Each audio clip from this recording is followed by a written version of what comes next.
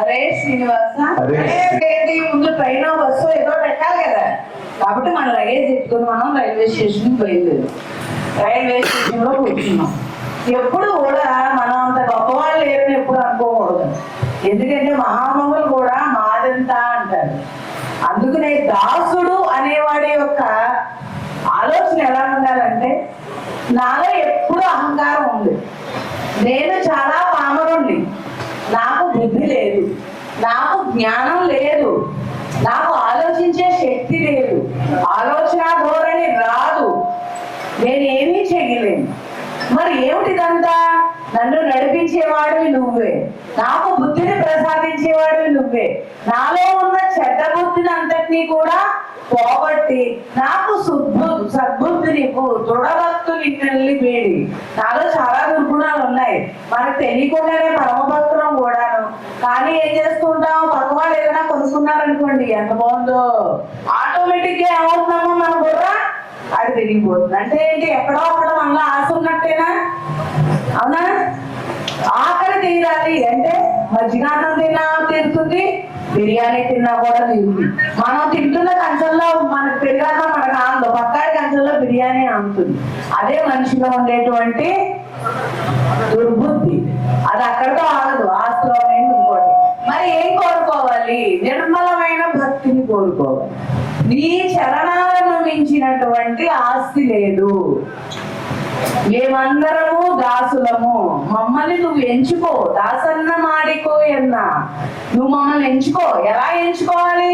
నువ్వు ఎంచుకోవడానికి ఎంత అర్హత కావాలో ఆ యోగ్యులుగా మమ్మల్ని చేసి నువ్వు ఎంచుకో. మనకు పరవాన్నం తినాలంటే బియ్యం తింటే పరవాన్నం తిన్నట్టు ఉండదు కదా. పరవాన్నం రుచి కావాలంటే పాలు పొయ్యాలి, జీడిపప్పు వేయించాలి, అన్నం ఉడకాలి, బెల్లం కోరాలి, దాంట్లో వేయాలి, అన్ని సమపాలలో కలపాలి, అప్పుడు బొమ్మగుండ్లాడాలి, మనం తినాలి. మరి అంత శ్రమ పడాలి అంటే ఇక్కడ మాత్రం ఏం చేయాలి? నీలో ఉన్న ఆహాన్ని వదలాలి, నీలో ఉన్న దుర్గుప్తుని వదలాలి, స్వామి మీద నీ మనస్సును పెట్టాలి, జీడిపప్పు అంత శుద్ధంగా మన మనసును మార్చుకోవాలి, నెయ్యి అంత సువాసన పట్టించుకోవాలి, అన్నాన్ని ఉడికించినంత సులభంగా మనలో ఉన్నటువంటి కోరికలు చంపుకోవాలి. అప్పుడే అమృత తుల్యమైనటువంటి ప్రసాదం మనకి లభిస్తుంది. కాబట్టి స్వామి, మేము చాలా బుద్ధి లేని వాళ్ళము, అజ్ఞానులము, మాకు జ్ఞానమే లేదు.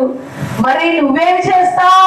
నాలో జ్ఞానాన్ని నింపు, దుర్మార్గాన్ని పోయేలా చెయ్యి, దృఢభక్తిని, దృఢమైనటువంటి భక్తిని మాలో నిలబెట్టు.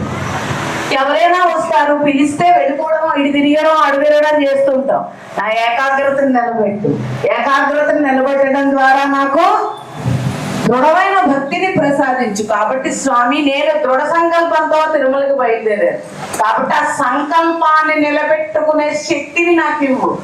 నా సంకల్పం మంచిది, దానికి తేజోమూర్తివై, శక్తి స్వరూపుడివై, నాలో అంతర్లీనమై, శక్తివై, భక్తివై, నన్ను నడిపించే అనురక్తివై నాలో ఉంది స్వామి. కాబట్టి దాసన్న మాడికోయన్నా, నీకు మేము దాసులము, ఆ దాసుల్లో యోగ్యులైన దాసులుగా నువ్వే మమ్మల్ని తీర్చిదిద్దు అని చెప్పి స్వామిని దాసన్న మాడిపోయన్నా అని ప్రార్థన చేస్తాం. హరే శ్రీనివాస, హరే శ్రీనివాస.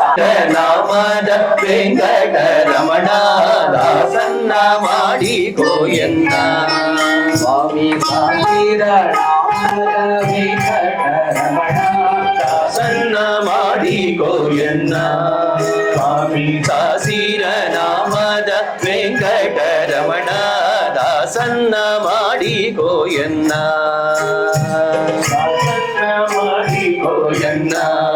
స్వామి సాసిర నామద వెంకటరమణ దాసన్న మాడికోయన్న.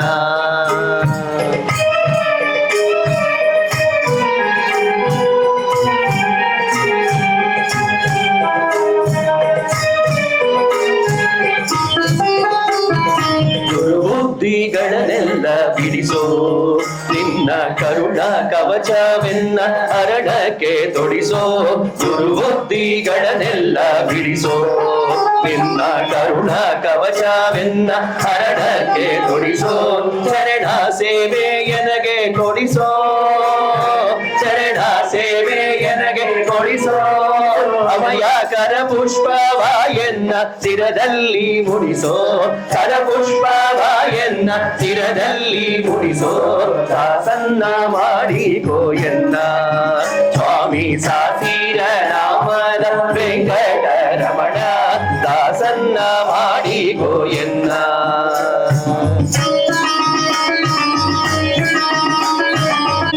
ಭಕ್ತಿ ನಿನ್ನಲ್ಲಿ ಬೇಡಿ ನಾ ಅಡಿಗೆ ರಘುವೇನಯ್ಯ ಅನುದೀನ ಮಾಡಿ ಭಕ್ತಿ ನಿನ್ನಲ್ಲಿ ಬೇಡಿ ಅಡಿಗೆ ರಘುವೇನಯ್ಯ ಅನುದೀನ ಮಾಡಿ ಕರಗಣ್ಣೆಲೆ ಕನ್ನ ನೋಡಿ ಕರಗಣ್ಣೆಲೆ ಕನ್ನ ನೋಡಿ ಇಡುವೆ ಕೊಡು ನಿನ್ನ ಜಾನವ ಮನಸುದ್ಧಿ ಮಾಡಿ ಕೊಡು ನಿನ್ನ ಜಾನವ ಮನಸುದ್ಧಿ ಮಾಡಿ ದಾಸನ್ನ ಮಾಡಿ ಗೋಯನ್ನ ಸ್ವಾಮಿ ಸಾಸಿರ ನಾಮದ ವೆಂಕಟರಮಣ ದಾಸನ್ನ ಮಾಡಿ ಗೋಯನ್ನ